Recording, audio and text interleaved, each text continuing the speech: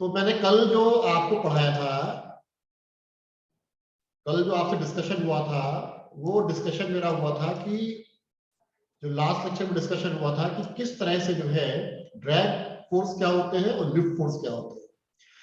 तो lift force और drag force क्या होते हैं और कैसे क्रिएट होते हैं, इस पे हमने पूरा आपसे डिस्कशन किया था।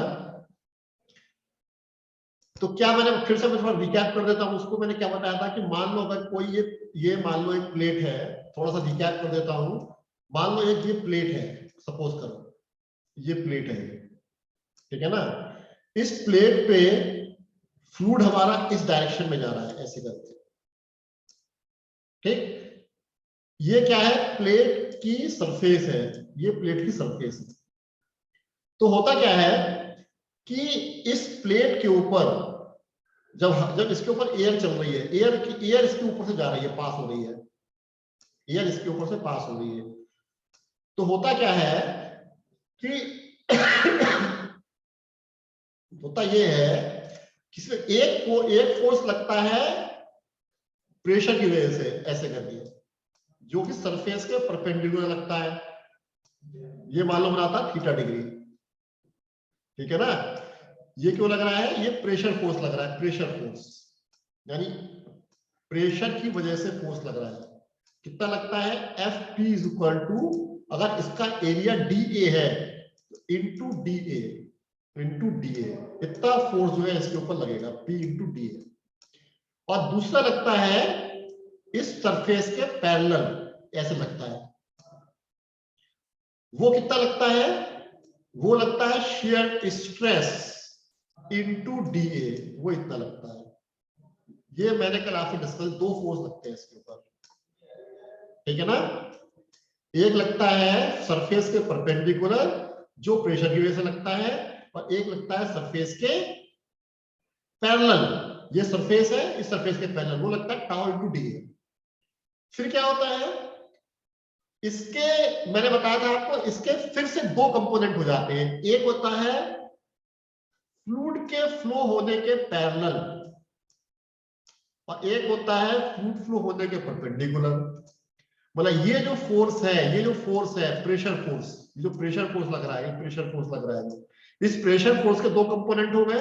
एक हो गया फ्लूइड की डायरेक्शन के पैरेलल, और एक हो गया फ्लूइड की डायरेक्शन के परपेंडिकुलर।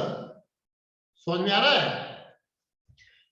दूसरा क्या होता है, उसके बाद ये जो शेयर फोर्स लग रहा है, इसके भी दो कंपोनेंट हो जाते हैं।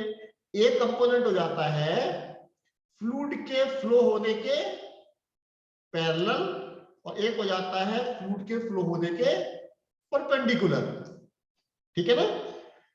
ये वाला एंगल थीटा है, तो ये वाला एंगल जो आता है वो आता है 90 minus theta, this is 90 minus theta. आप जब ज्योमेट्री निकालोगे तो आपको ये एंगल मिलेगा।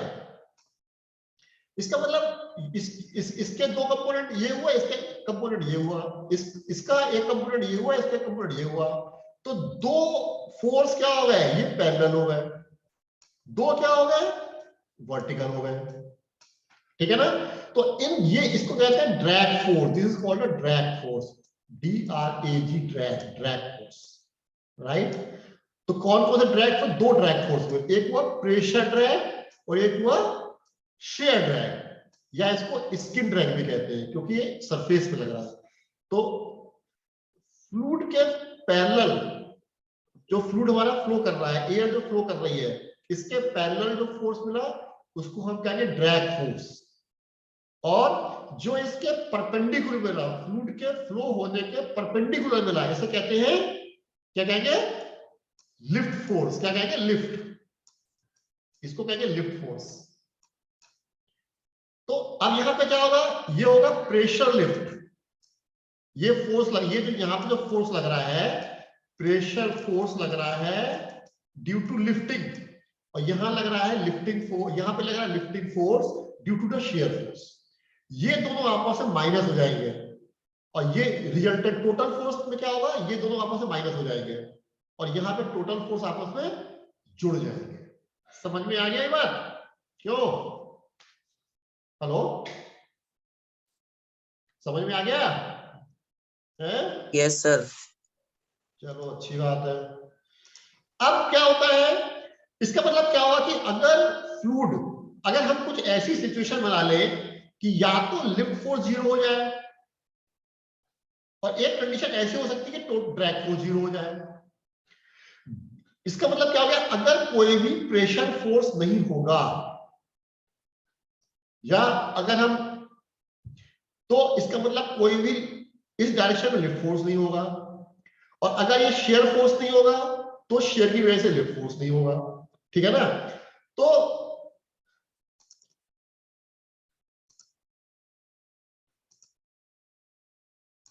एक मिनट जोड़ है इसको। तो इसका मतलब क्या होगा, होता है, अब यहाँ पे दो बॉडी होती है, एक क्या है ब्लफ बॉडी। ब्लफ बॉडी का मतलब क्या होता है, समझ लीजिए इसको, how to define the bluff body. Bluff body वो बॉडी होती है जो इस तरह से रखी जाती है, इस तरह से रखी जाती है, इसकी सरफेस जो है, इसकी सरफेस फ्लूइड के फ्लो होने के परपेंडिकुलर होती है, फ्लूइड के फ्लो होने के परपेंडिकुलर होती है। इस केस में क्या होता है, जो प्रेशर लगेगा, प्रेशर की डायरेक्शन क्या होगी, हॉरिजॉन्टल होगी, राइट? प्रेशर फोर्स की जो डायरेक्शन होगी वो हॉरिजॉन्टल होगी।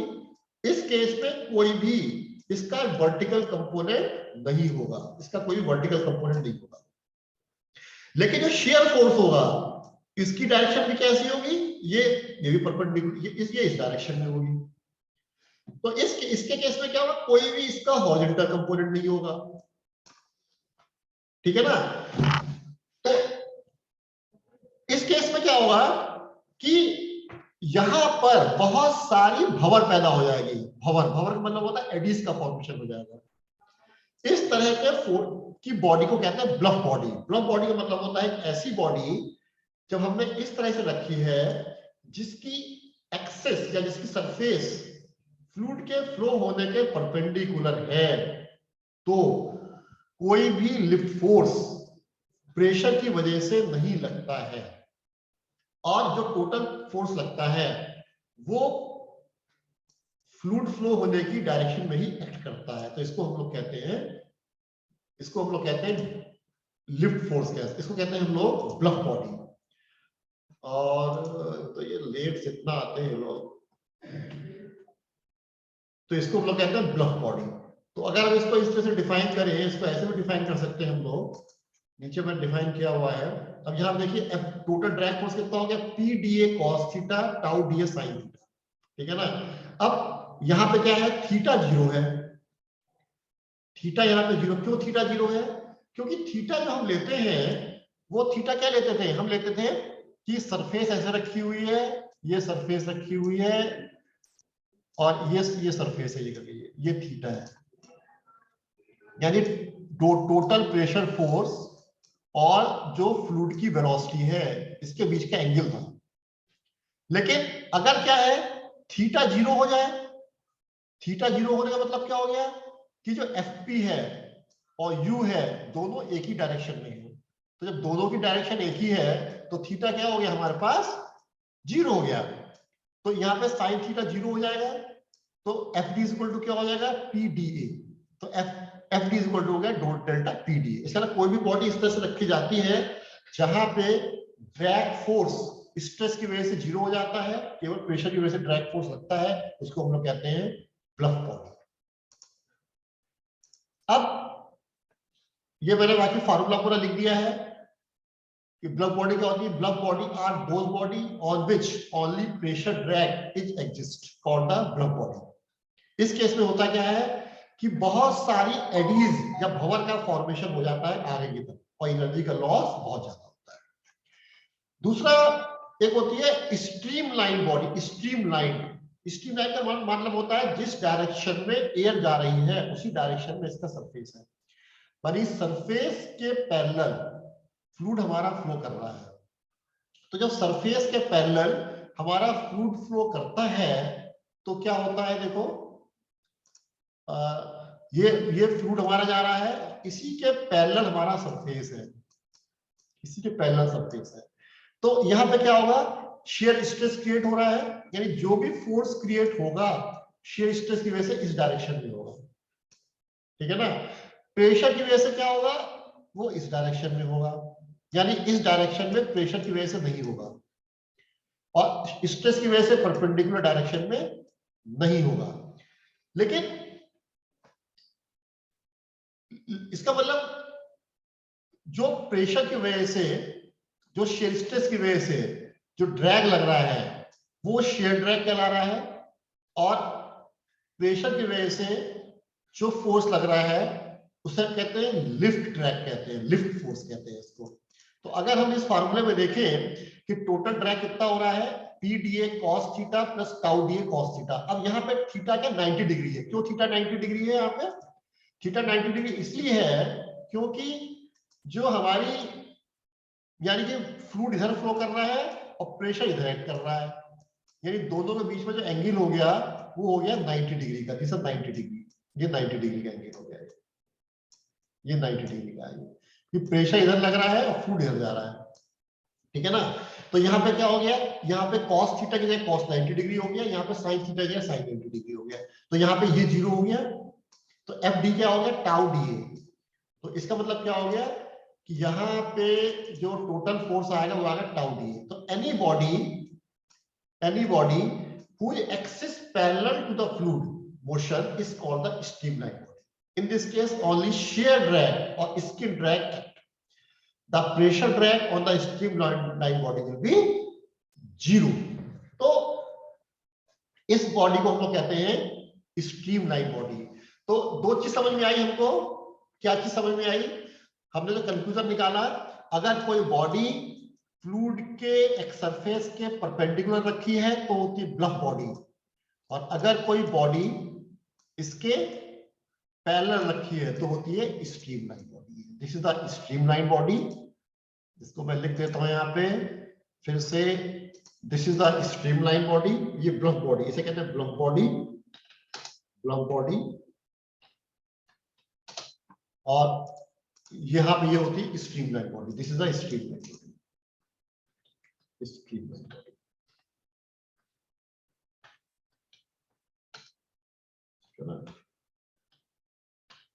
ठीक है ना।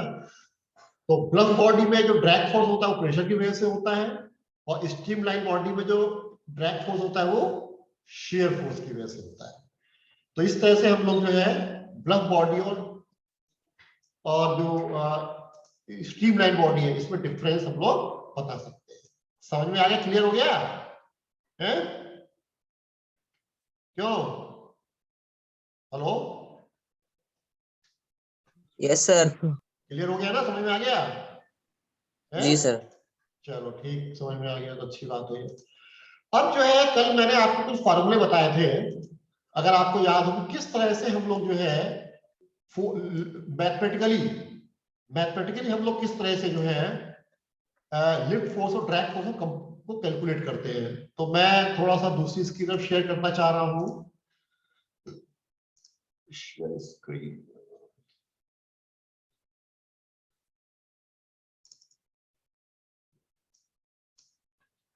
एक चीज और समझ लीजिए। Now how to calculate boundary layer thickness,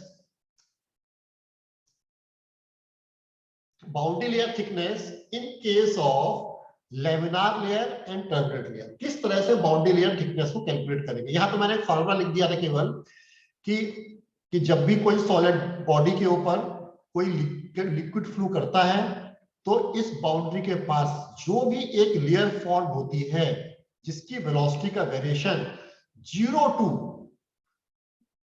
to free stream velocity होता है, उस नैरो रीजन को हम लोग कहते हैं बाउंड्री लेयर कहते हैं, और इसकी हाइट, इसकी डिस्टेंस को बाउंड्री लेयर थिकनेस कहते हैं।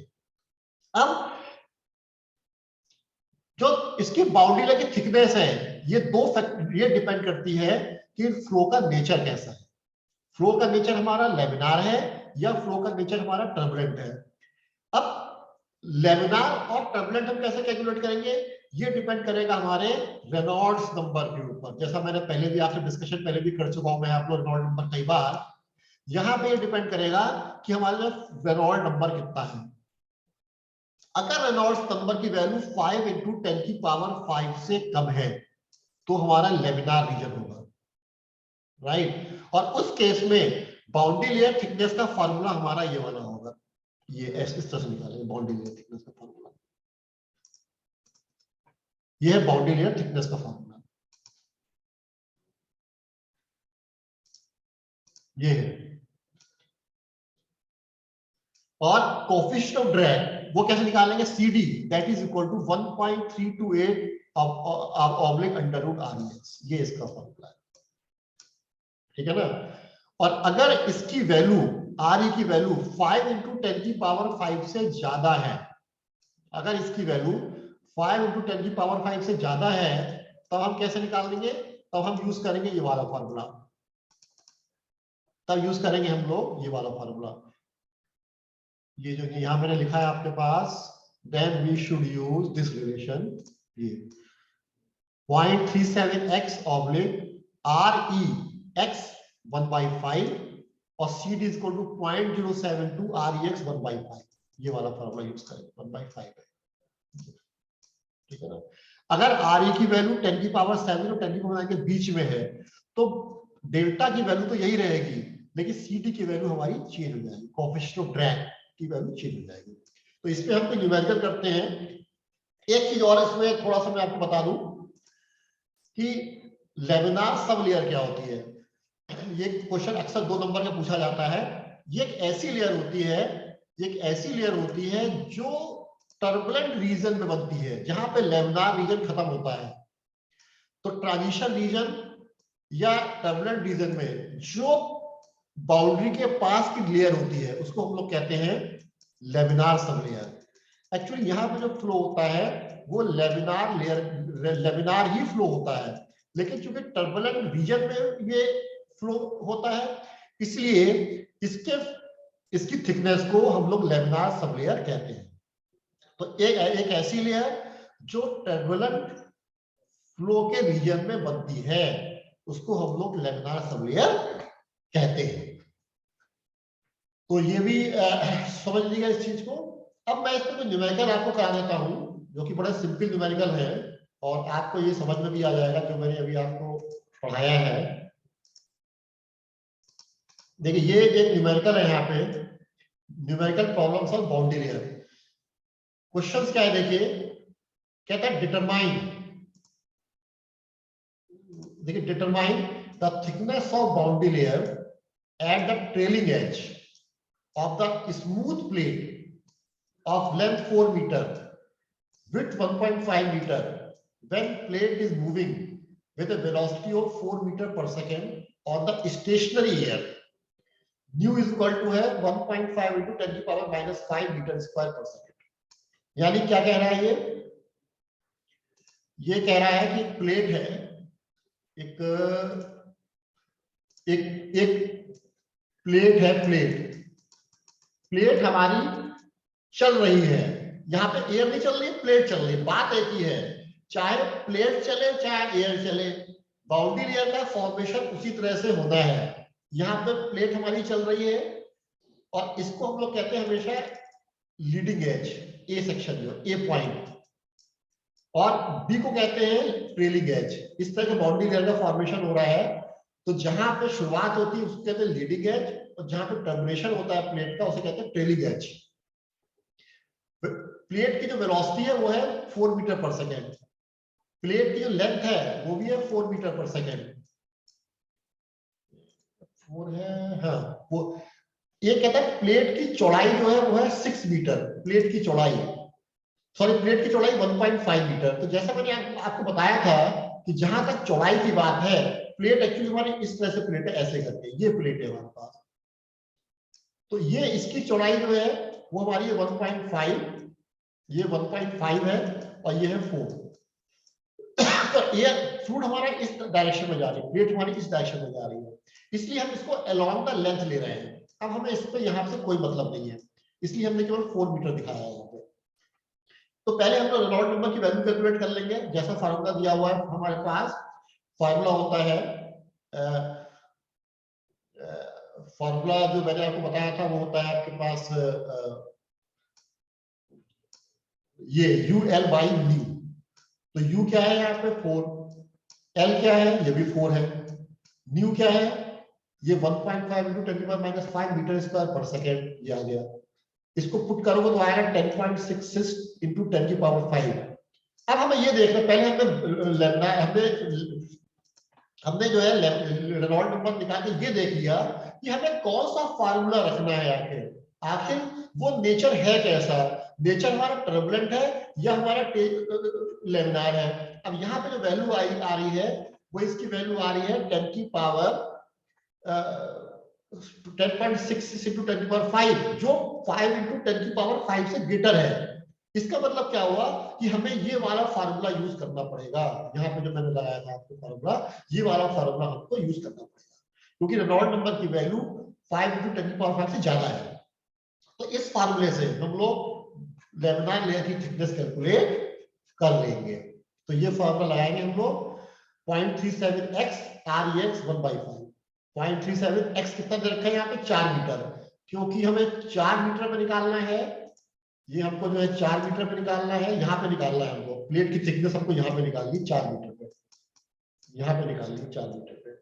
तो अब यहाँ पे जो है प्लेट की थिकनेस निकाल लेंगे, बाउंड्री लेयर की थिकनेस कितनी होगी। तो ये आंसर, इसकी वैल्यू आएगी 0.37 रखा है, एक्स रखा है हमने मीटर में, रेनॉल्ड नंबर की वैल्यू रखी, ये आ गया 0.0921 मीटर आ गया। तो इसको मिलीमीटर में अगर आप निकालोगे तो 1000 से डिवाइड कर दोगे इसको, तो 92.51 mm आ जाएगा। तो बाउंड्री लेयर की थिकनेस हम इस तरह से इसको कैलकुलेट कर सकते हैं। इसी तरह से एक प्रॉब्लम और लेते हैं हम लोग, एक प्रॉब्लम और लेते हैं, बिल्कुल सेम इसी तरह से है कि एक हमारे पास प्लेट है जो 600 mm और 400 mm की है। ये पानी में डूबी हुई है। पानी की स्पेसिफिक ग्रेविटी है 0.9, काइनेमेटिक विस्कोसिटी है 10⁻⁻4 मीटर स्क्वायर पर सेकेंड।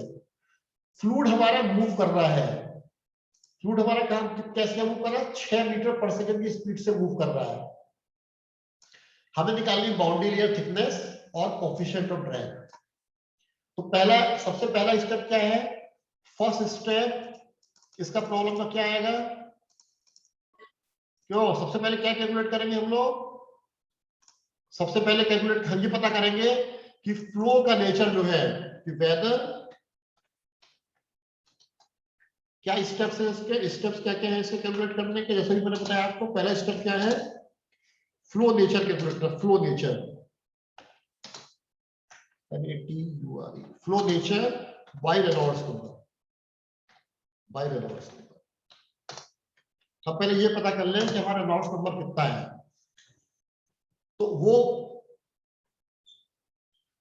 तो रेनॉल्ड नंबर से हम पता कर लें फ्लो का नेचर कैसा है। हमने क्या किया, ये फार्मूला फिर यूज कर लिया, R is equal to UL/B।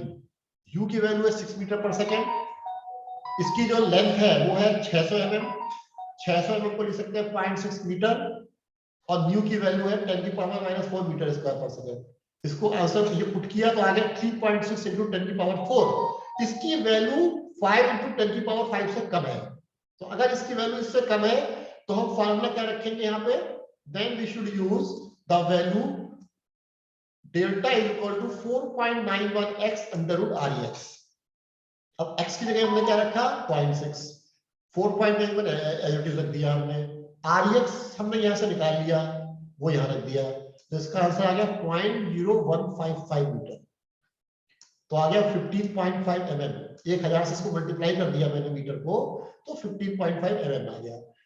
इसी तरह से कोएफिशिएंट ऑफ ड्रैग हमने निकाल लिया 1.328/REL।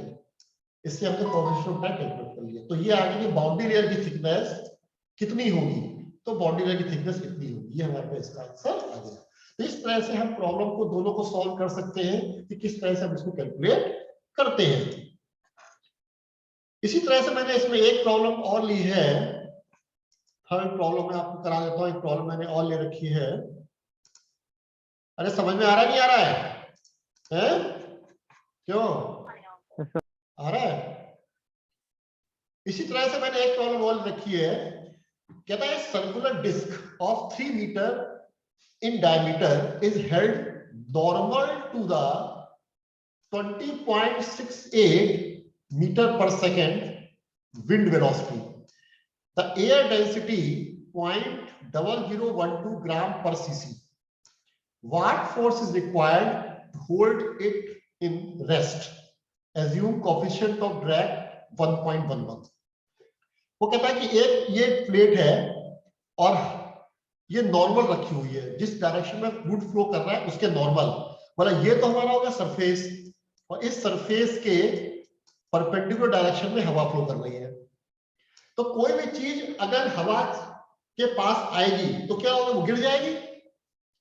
ये क्या होगा, ये आगे की तरफ बढ़ना शुरू कर देगी, क्योंकि हवा जब इस पे प्रेशर डालेगी तो ये आगे बढ़ेगी। क्यों? क्योंकि इस पे ड्रैग फोर्स लगेगा। ड्रैग का मतलब खींचना, फोर्स इसको ड्रैग करेगी, फोर्स इसको आगे की तरफ खींचेगी।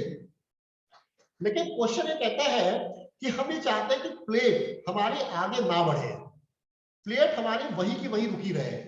तो हमको इसको रोकने के लिए कितना फोर्स लगाना पड़ेगा। तो इसका मतलब पहले हम ये कैलकुलेट कर लें कि भाई इस पे कितना ड्रैग फोर्स लग रहा है। तो ड्रैग फोर्स निकालने के लिए हम क्या करेंगे, मैंने आपको बताया था कि एक बहुत जनरल फॉर्मूला होता है ड्रैग फोर्स निकालने के लिए, जो मैथमेटिकली जिसको डिफाइन करते हैं हम इसको निकालने के लिए। वो कैसे डिफाइन करते हैं, FD is equal to CDA rho u square by 2। ये कल मैंने आपको पढ़ाया था, मैथमेटिकली हम इसको FD को ऐसे डिफाइन करते हैं, जहां पे CD क्या है, कोफिशिएंट ऑफ ड्रैग, A क्या है, एरिया, रो क्या है, डेंसिटी, U क्या है, वेलोसिटी। तो यानी कि प्लेट तभी रुकी रहेगी जब FD जो है अपोजिट डायरेक्शन में लगाए गए प्रेशर के बराबर होगा। यानी कहने का मतलब है कि अगर हम इधर ड्रैग फोर्स लग रहा है और इधर हमने प्रेशर दे दिया है जिससे ये रुकी रहे, तो दोनों आपस में बराबर होने चाहिए, FD OP आपस में बराबर होने चाहिए। तो FD कैसे कैलकुलेट करते हैं, रो यू स्क्वायर बाई 2 से कैलकुलेट करते हैं। तो बहुत आसान हो गया हमारे लिए। A क्या होता है, π/4d स्क्वायर, D कितना दिया है, 3 मीटर। डेंसिटी कितनी दी हुई है, अब डेंसिटी में थोड़ा आप ध्यान दीजिए जरा। डेंसिटी दी हुई है 0.0012 ग्राम सीसी। ग्राम सीसी का मतलब होता है ग्राम पर सेंटीमीटर क्यूब। हमें इसमें बदलना पड़ेगा केजी पर मीटर क्यूब में। तो केजी क्या होगा, 1 ग्राम में क्या होगा, 10⁻³ केजी, और 1 centimetre cube is equal to 10⁻⁻6 metre square. तो रो की वैल्यू क्या आ जाएगी हमारे पास, 0.0012 इंटू ग्राम की जगह लिख दिया मैंने 10⁻³ सीसी जगह लिख दिया मैं 10⁻6 मीटर क्यूब। तो क्या आ जाएगा हमारे पास, आ जाएगा 0.0012 इंटू 10⁻+3 केजी पर मीटर क्यूब। ये डेंसिटी आ जाएगी ये वाली। इसको हमने यहाँ पे पुट कर दिया, ये CD की वैल्यू रख दी, ये A की वैल्यू रख दी, ये रो की वैल्यू रख दी, ये हमने U की वैल्यू रख दी, और अब ऑब्लिक, तो ये आ गया 3251.4 न्यूटन। इसका मतलब प्लेट जो है हमारी ना गिरने पाए उसके लिए हमें इतना प्रेशर लगाना पड़ेगा, इतना फोर्स लगाना पड़ेगा। इस तरह से हम लोग फोर्स को कैलकुलेट कर सकते हैं। इसी तरह से एक प्रॉब्लम मैंने इसमें और ली थी जो बड़ी इंपॉर्टेंट प्रॉब्लम है, ये अक्सर एग्जाम में कई बार पूछी जा चुकी है, कि a man descends to the grounded from the aeroplane with the help of parachute, which is hemispherical, having a diameter 4 meter, against the resistance of air with a uniform velocity of 25 meter per second. और इसका कहता है the weight of the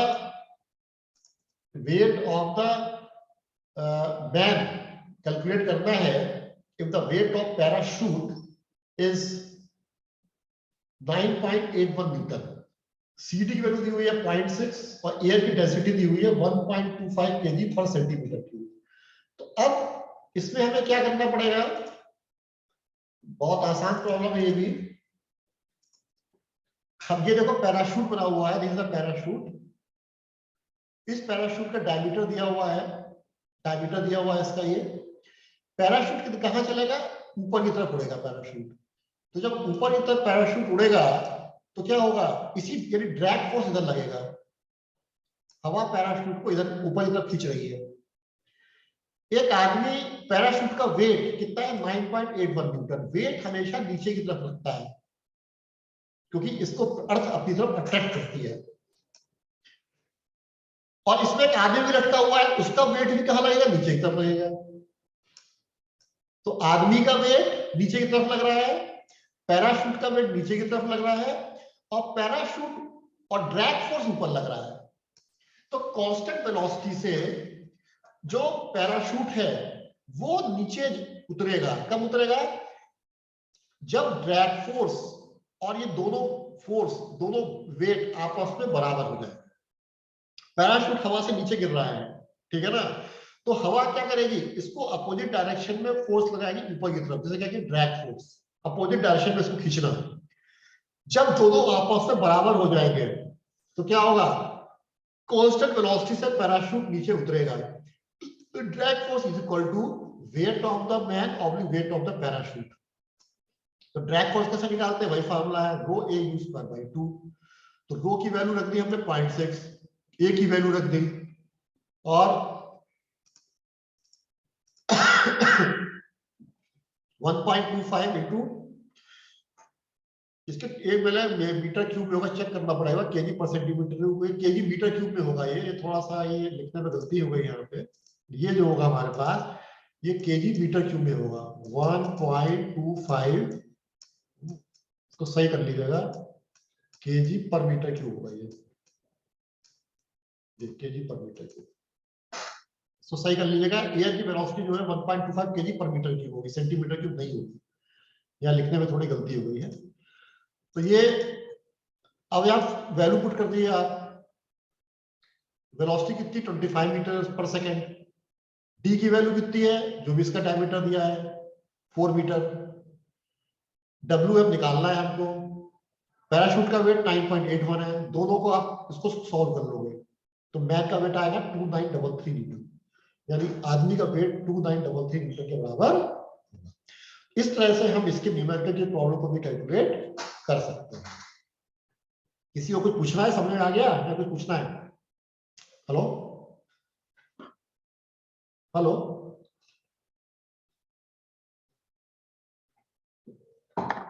तो ये मैंने आपको 4-5 question करा दिए हैं, इसको आप लोग देखिएगा, नहीं समझ में आएगा तो आगे हमसे आप पूछिएगा, फिर भी अगर आपको समझ में नहीं आता है तो